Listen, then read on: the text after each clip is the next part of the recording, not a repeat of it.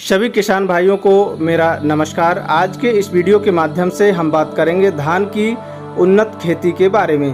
धान की खेती के लिए किस प्रकार की मिट्टी होनी चाहिए, जलवायु, तापमान, खेत की तैयारी, उन्नतशील किस्मों के साथ साथ कीट एवं रोग नियंत्रण एवं स्प्रे शेड्यूल के बारे में, तथा 1 एकड़ में कितनी उपज होती है और नेट प्रॉफिट कितना होता है और हम धान की पैदावार को कैसे बढ़ा सकते हैं, इन सभी बिंदुओं के बारे में विस्तार से जानेंगे। इसलिए वीडियो को पूरा देखें और वीडियो यदि अच्छा लगे तो लाइक करें और चैनल को सब्सक्राइब करना ना भूलें किसान भाइयों, जिससे आपको आने वाली वीडियो मिल सकें। तो चलिए बात करते हैं और सबसे पहले बात करते हैं अनुकूल समय के बारे में। तो धान की खेती भारत में दोनों सीजन में रबी और खरीफ के मौसम में लगाई जाती है, लेकिन खरीफ के मौसम में ज़्यादा लगाई जाती है, बरसात के सीज़न में ज़्यादा लगाई जाती है। इसको लगाने का जो सबसे अच्छा समय है, अनुकूल टाइमिंग है, वो है 20 मई से लेकर 20 जुलाई तक आप धान की ट्रांसप्लांटिंग कर सकते हैं। और तापमान एवं जलवायु की बात करें तो इसकी खेती के लिए समशीतोष्ण जलवायु की आवश्यकता होती है। वहीं इसके लिए नॉर्मल जो तापमान है उस पर आसानी से खेती कर सकते हैं, लेकिन न्यूनतम तापमान 18 से 20 डिग्री सेल्सियस और अधिकतम तापमान 35 से 38 डिग्री सेल्सियस होना चाहिए किसान भाइयों। भूमि की बात करें तो भूमि धान की खेती के लिए यदि जल भराव वाली मिट्टी है, खेत है, तो सबसे अच्छी मानी जाती है, जिसमें से चिकनी दोमट मिट्टी, मटियार दोमट भूमि और काली मिट्टी हो जिसकी पीएच वैल्यू 5.5 से 7.5 हो, सबसे बेस्ट होती है। अब खेत की तैयारी आप करा लें और यदि एल्कलाइन मिट्टी है तो 50 किलोग्राम जिप्सम प्रति एकड़ की दर से आपको खेत में तैयारी करते समय मिला देना चाहिए। और 1 से 2 बार साधारण जुताइयाँ करें, मिट्टी को भुरभुरी बना लें रोटावेटर या मिट्टी को भुरभुरी बनाने वाले यंत्रों से। और इसके बाद न्यूट्रिएंट मैनेजमेंट के लिए बेसल डोज के रूप में आपको इन खादों को देना चाहिए। गोबर की खाद 2 ट्रॉली, एनपीके 12-32-16 100 किलोग्राम और रीजेंट दानेदार 5 किलोग्राम, या फिर गोबर की खाद 2 ट्रॉली, एसएसपी खाद 100 किलोग्राम, डीएपी खाद 30 किलोग्राम और एमओपी खाद 30 किलोग्राम। इन दोनों में से किसी एक कॉम्बिनेशन को आप खेत की तैयारी करते समय दे सकते हैं किसान भाइयों। अब खेत की तैयारी जब आप कर रहे हों तो पडलिंग करना बहुत ज़रूरी है किसान भाइयों। पडलिंग करने से क्या होगा कि आपके खेत में जितने भी खरपतवार हैं वो पूरे नष्ट हो जाते हैं और मिट्टी में प्रॉपर एयरेशन के लिए तैयार हो जाती है, जिससे आपकी पैदावार बढ़ जाती है किसान भाइयों। आपकी फसल की ग्रोथ बहुत अच्छी होती है। तो जैसा आप वीडियो में देख रहे हैं, इस तरीके से आप मिट्टी की पडलिंग करा लें, खेत की तैयारी करा लें। और अब बात करते हैं उन्नतशील किस्मों के बारे में। तो मोटा धान, हाइब्रिड धान और बासमती धान, ये 2 प्रकार की वैरायटी होती हैं जिनको आप लगा सकते हैं। मोटे धान को उन जगह लगाना चाहिए जहां बारिश कम होती है और आपके पास पानी के साधन कम हैं, तो आप मोटे हाइब्रिड धान की जो ट्रांसप्लांटिंग है वो कर सकते हैं। बारिश यदि कम हो रही है तो मोटा धान सबसे बेस्ट होता है उस एरिया के लिए, उस क्षेत्र के लिए। तो किस्मों का चुनाव आप अपने क्षेत्र में बारिश कैसे हो रही है, बारिश के हिसाब से चुनाव कर सकते हैं किसान भाइयों। मोटे धान की जो सबसे बेस्ट वैरायटी है वो है 6444 गोल्ड। ये variety BLB bacterial leaf blight के प्रति सहनशील वैरायटी है और इसको आप लगाकर बहुत अच्छा उत्पादन ले सकते हैं। और ये लगभग 130 से 135 दिन में पककर तैयार हो जाती है। इसके अलावा दूसरी है पायोनियर की 27P31 हाइब्रिड धान, 125 से 130 दिन में तैयार हो जाती है। प्रति एकड़ बीज 6 किलोग्राम लगता है और ये भी एक प्रकार की हाइब्रिड है। अराइज 6129 गोल्ड बायर की लगा सकते हैं, 120 दिन में तैयार होती है। पौधे की लंबाई 100 सेंटीमीटर होती है अराइज 6129 वैरायटी की।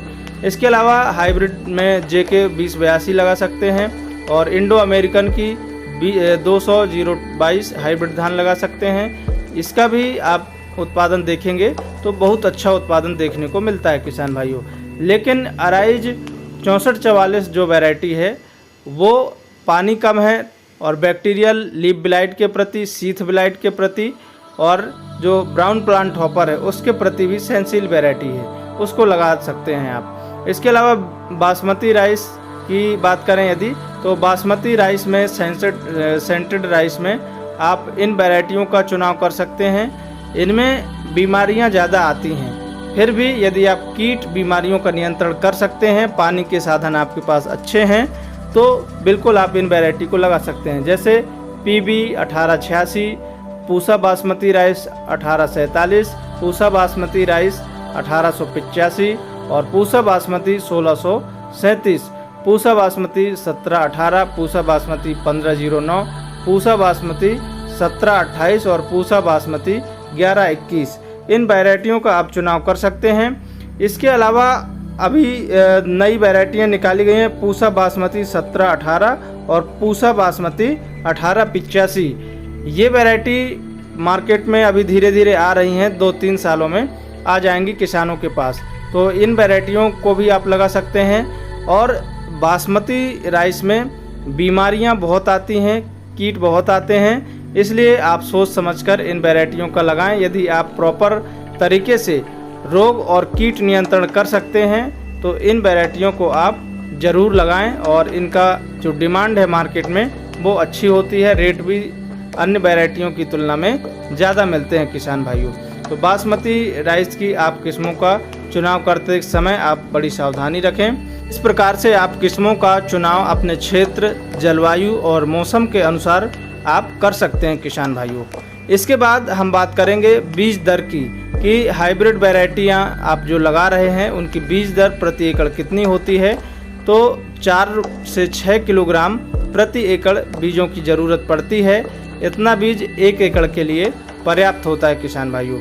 और नर्सरी आप जब भी तैयार कर रहे हों, इसमें आपको विशेष ध्यान रखना चाहिए कि जब आप बेड तैयार करें तो आपको 1 फीट ऊंचा ज़मीन से तैयार करना है। और जब बेड तैयार हो जाए तो उस समय आपको खेत में सिंगल सुपर फास्फेट और DAP और इसके अलावा MOP इन खादों का आपको प्रयोग करना चाहिए जब आप बेड तैयार कर रहे हों किसान भाइयों। बीजों की बुआई करते समय नमी होनी चाहिए पर्याप्त मात्रा में। यदि पानी नहीं है तो आप स्प्रिंकलर से सिंचाई कर दें और पर्याप्त मात्रा में नमी बना कर रखें। अब नर्सरी अवस्था में पीलापन की समस्या आती है, बीमारियों की समस्या आती है, तो उसके लिए आप जब आपकी फसल लगभग 10 से 12 दिन के आसपास की हो जाती है, तब आपको उस समय नर्सरी अवस्था में ह्यूमिक एसिड और NPK 19-19-19 इसका आप स्प्रे कर दीजिए। ये आप फसल में दे दीजिए तो आपकी फसल हरी भरी और स्वस्थ रहेगी, नर्सरी आपकी अच्छी तैयार होगी। कीटों की समस्या है तो उसके लिए आप इमिडाक्लोरपिड या फिर डाउ एग्रीसंस की डेलीगेट आती है, उसका आप उपयोग कर सकते हैं, स्प्रे कर सकते हैं। इससे नर्सरी अवस्था में जो कीट हैं वो नहीं आएंगे और 1 माह में आपकी नर्सरी स्वस्थ नर्सरी तैयार हो जाती है, ट्रांसप्लांटिंग करने योग्य हो जाती है किसान भाइयों। तो ठीक तरीके से पडलिंग कराएं, पडलिंग के बाद आपको ट्रांसप्लांटिंग कर देना चाहिए किसान भाइयों। इसके लिए बात करें यदि प्लांट डिस्टेंस की, तो पौधे से पौधे की दूरी 10 से 15 सेंटीमीटर और लाइन से लाइन की दूरी आपको 20 सेंटीमीटर रखनी चाहिए किसान भाई। पौधे की गहराई 5 से 7 सेंटीमीटर पर ट्रांसप्लांटिंग करना चाहिए। वैसे 5 सेंटीमीटर की जो डेप्थ है वो सबसे बेस्ट होती है। 5 सेंटीमीटर में यदि आप ट्रांसप्लांटिंग करते हैं तो आपकी जो फसल है वो बहुत अच्छी ग्रोथ ले। जब भी आप ट्रांसप्लांटिंग करें उस दौरान आपके खेत में पानी होना बहुत ज़रूरी है। पानी आपके खेत में 4 से 5 इंच भरा होना चाहिए, तभी आपको ट्रांसप्लांटिंग करनी चाहिए। और ट्रांसप्लांटिंग के 8 से 10 दिन बाद आप हल्का पानी निकाल दीजिए। पानी निकालने के बाद 2 दिन का गैप रखिए। जब आपका खेत ड्राई हो जाए तो फिर आप पानी दे दीजिए। खादों को देने के बाद खाद दे दीजिए। और जब आप खेत की तैयारी कर रहे हों उस समय आपको भुरकाव कर देना चाहिए, जो हमने आपको बेसल डोज बतलाए थे। और उसके बाद फिर पानी भरने के बाद, खेत तैयार करने के बाद ट्रांसप्लांटिंग करना चाहिए किसान भाइयों। तो इस तरीके से आप ट्रांसप्लांटिंग कर सकते हैं। बीज उपचार करने के लिए आपको CM75 UPL की साफ फंजीसाइड आती है। इसके 1 किलोग्राम बीजों को 5 ग्राम साफ से आप उपचारित कर सकते हैं। बीज उपचार कर देंगे तो आपकी जो बीमारियां हैं धान में लगने वाली वो नहीं आएंगी और आपकी पौध एकदम हरी भरी स्वस्थ तैयार हो जाती है। बीज उपचार करने के बाद आपको 4 घंटे तक छांव में सुखाना चाहिए। आप फैला दीजिए और छांव में सुखाने के बाद फिर आपको बीजों की बुआई करनी चाहिए किसान भाइयों। बात करते हैं खरपतवार नियंत्रण के ऊपर। तो धान की फसल में प्रमुख रूप से सामा और मोथा की समस्या ज़्यादा देखने को मिलती है। तो यदि आपने पडलिंग सही तरीके से की है तो कम उगते हैं, फिर भी यदि उगे तो मजदूरों की मदद से आप खरपतवारों को निकलवा दें। यदि आपके खेत में खरपतवारों की समस्या ज़्यादा है तो जब आपके 3 से 4 पत्ती के खरपतवार हो जाएं तब आप पीआई की नॉमिनी गोल्ड बिस्पायरी बैग सोडियम 10% SF 150 ml लेना है, और पीआई कंपनी की लेगेसी खरपतवार नाशक आती है, इसको 300 ml लेना है और दोनों को मिक्स करके 200 लीटर पानी में घोलकर आपको स्प्रे कर देना चाहिए किसान भाइयों। तो इससे फसल में स्प्रे करने से झटका आता है, फसल कमज़ोर होती है, इसलिए आप कोशिश करें निराई गुड़ाई करके मजदूरों की मदद से ही खरपतवारों का नियंत्रण करें। अब बात करते हैं स्प्रे शेड्यूल के ऊपर। तो कीट बीमारियां तो कई हैं, लेकिन हम कुछ बीमारियों के बारे में बताएंगे। जैसे धान की फसल में प्रमुख रूप से बीमारियों की बात करें तो sheath blight, bacterial leaf blight, leaf spot, blast और हल्दी रोग की समस्या देखने को मिलती है। वहीं कीटों की बात करें यदि, तो कीटों में प्रमुख रूप से ब्राउन प्लांट हॉपर और तना छेदक और ग्रीन लीफ हॉपर, गंधी बग और पत्ता लपेटक कीट, जड़ों में वाइट ग्रब, इनकी समस्या देखने को मिलती है। और गंधी बग का आप खेत में पहचान कैसे कर सकते हैं? जब आप खेत में जाएंगे, यदि गंधी बग का अटैक है तो आपको खेत में से स्मेल आती है आपको, तो स्मेल से आप पहचान सकते हैं। तो इस तरीके से आप गंधी बग का प्रकोप, और ये मिल्किंग स्टेज पे डैमेज करता है फसल को, सबसे महत्वपूर्ण स्टेज होती है, इसलिए इसका कंट्रोल करना बहुत ज़रूरी है। तो गंधी बग को समय रहते आप कंट्रोल करें, नहीं तो वो पूरा रस चूस लेता है। अब स्प्रे शेड्यूल की बात करें तो तना छेदक और पत्ता लपेटक के लिए आप कार्टैप की हाइड्रोक्लोराइड आप 15 लीटर पानी में घोलकर स्प्रे करें। BPH के लिए PI की ऑक्सीन 100 ग्राम 1 एकड़ में 200 लीटर पानी में घोलकर स्प्रे करें। और इसके अलावा BPH के लिए रोग आने के बाद आपको चैस 200 ग्राम प्रति एकड़ या फिर और पेक्सालोम 94 ml प्रति एकड़ की दर से आपको स्प्रे करना चाहिए ब्राउन प्लांट हॉपर और रोग आने पर। सीथ ब्लाइट और BLB ब्लास्ट के लिए बायर की नेटिव 15 ग्राम 15 लीटर पानी में घोलकर आप स्प्रे कर सकते हैं। और हल्दी रोग, पत्ती झंडा रोग के लिए प्रोपिकोनाजोल 25% EC 15 से 20 ml 15 लीटर पानी में घोलकर आप स्प्रे कर देंगे, तो इससे इनकी समस्या कंट्रोल हो जाती है। ये तो बात हो गई स्प्रे शेड्यूल बीमारी कीट के अनुसार। अब बात करते हैं दिनों के आधार पे कि कितने दिनों बाद आपको फर्स्ट स्प्रे शेड्यूल अपनाना चाहिए, फसल में देना चाहिए। तो फर्स्ट स्प्रे 40 से 45 दिन के आसपास, कार्टैप हाइड्रोक्लोराइड 50% SP 30 ग्राम और PI की ऑक्सीन 10 ग्राम और बायर की नेटिव 10 ग्राम 15 लीटर पानी में घोलकर आपको स्प्रे करना चाहिए। वहीं यदि हम दूसरे स्प्रे की बात करें तो दूसरा स्प्रे जब हमारी फसल लगभग 65 से 70 दिन की हो जाए तो आप डुपॉन्ट की पेक्सलॉन 9.4 ml और अदामा की ब्लेस्टोजन 15 ग्राम और BSF की एडेक्सर 30 ml 15 लीटर पानी में घोलकर स्प्रे करना चाहिए। इस 2 ही स्प्रे करने हैं आपको। यदि बासमती धान लगा रखी है आपने तो उसमें हो सकता है 3 स्प्रे भी करना पड़े, लेकिन 3 से ज़्यादा आपको नहीं करना चाहिए किसान भाइयों। बात करते हैं खाद के शेड्यूल के ऊपर, फर्टिगेशन शेड्यूल के ऊपर। तो आपको जब आपकी फसल 60 दिन की हो तब आपको यूरिया नहीं देना है, बल्कि आपको 50-55 दिन के अंदर ही जब फसल हो तभी आपको फर्टिलाइज़र का उपयोग करना चाहिए। इसके लिए फर्स्ट खाद जब आपकी फसल ट्रांसप्लांटिंग से 12 से 15 दिन की हो तो यूरिया खाद 35 किलो, जिंक सल्फेट 5 किलो, सागर का दानेदार 10 किलोग्राम प्रति एकड़ जड़ों के पास देकर आपको सिंचाई करना चाहिए किसान भाइयों।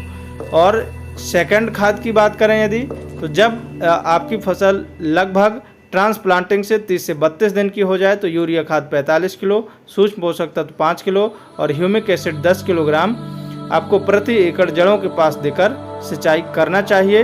तो आपको 2 खाद यदि आप देते हैं, फर्स्ट और सेकंड खाद, तो इससे आपकी जो फसल की प्रारंभिक बढ़वार है वो बहुत अच्छी होती है। फसल हरी भरी स्वस्थ तैयार होती है और अच्छी ग्रोथ ले लेती है, जिसके कारण अच्छी उत्पादन क्षमता मिलती है। थर्ड खाद की बात करें तो 45 से 50 दिन के आसपास की जब फसल हो, यूरिया खाद 40 किलोग्राम, सल्फर 3 किलोग्राम, बोरोन भी 20% वाली 1 किलोग्राम आपको प्रति एकड़ जड़ों के पास देकर सिंचाई करना चाहिए किसान भाइयों। अब बात करते हैं धान की फसल की लाइफ साइकिल के ऊपर। तो यदि आपने अर्ली वैरायटी लगा रखी हैं तो 90 से 95 दिन में तैयार हो जाती हैं, 3 माह का समय लेती हैं। वहीं यदि आपने बासमती राइस लगा रखी है तो 140 से 150 दिन का समय लग जाता है तैयार होने में किसान भाइयों।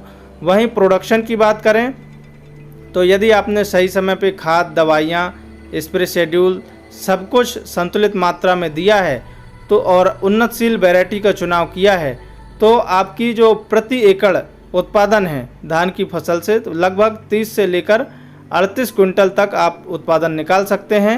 यदि आपने सही समय पर स्प्रे शेड्यूल अपनाया है और खाद का प्रबंधन किया तो आप उत्पादन बढ़ा भी सकते हैं। तो 1 एकड़ में यदि हम लागत की बात करें तो धान की सफल वैज्ञानिक खेती करने पर हमारी जो 1 एकड़ में लागत है वो लगभग 18,000 से लेकर 25,000 रुपये के आसपास आती है 1 एकड़ में। वहीं यदि हम बाज़ार भाव की बात करें तो धान की खेती करने पे हमें बाज़ार भाव लगभग 2,000 से 2,200 रुपये प्रति कुंटल का देखने को मिलता है। नेट प्रॉफिट की बात करें यदि तो धान की खेती से हमें जो शुद्ध मुनाफा है, यदि औसत हम 35 कुंटल का उत्पादन लेके चलें, 2,000 रुपये रेट है तो 70,000 की हमारी फसल हुई, 25,000 लागत माइनस कर देंगे तो नेट प्रॉफिट 45,000 रुपये हमें मिल जाता है किसान भाइयों। तो इस प्रकार से आप धान की सफल वैज्ञानिक खेती आराम से करके अच्छा मुनाफा कमा सकते हैं।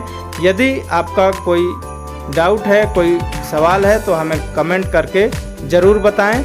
यदि वीडियो आपको पसंद आई हो तो वीडियो को लाइक कर दें और इसी प्रकार की नई इन्फॉर्मेटिव जानकारी पाने के लिए चैनल को हमारे सब्सक्राइब जरूर कर लें। मिलते हैं अगले वीडियो में, तब तक के लिए सभी किसान भाइयों को जय जवान, जय किसान, जय विज्ञान, जय श्री राम।